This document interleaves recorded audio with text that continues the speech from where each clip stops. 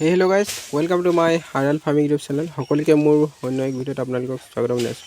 তো আজি আপোনালোকক মই দেখাবলৈ চেষ্টা কৰিম এজনী গাহৰি আছিলে, যিজনী গাহৰি পোৱালি দিলে 7টা। এসপ্তাহমান হ'ল গাইজ। এতিয়া আপোনালোকৰ আগত মোৰ এই ভিডিঅ'টোত কিছু দেখাবলৈ চেষ্টা কৰিছোঁ। তো আপোনালোকে মোৰ এই ভিডিঅ'টোত চাই যাওক গাইজ। প্ৰথম এইফালে 7টা পোৱালি গাহৰি আছে। তো 7টা পোৱালি গাহৰিত 4টা মতা আৰু 3টা মাইকী।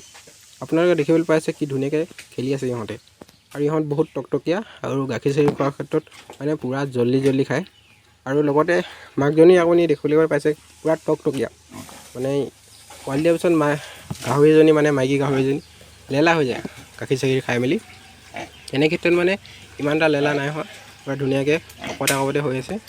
আৰু ইহঁতক মানে এতিয়া খোৱা বোৱাৰ ক্ষেত্ৰত মানে মাকজনীক বিশেষকৈ খোৱা বোৱাৰ ক্ষেত্ৰত বিভিন্ন ধৰণৰ সজাগতা লয় আৰু ভিটামিন চিটামিন ব্যৱহাৰ কৰে।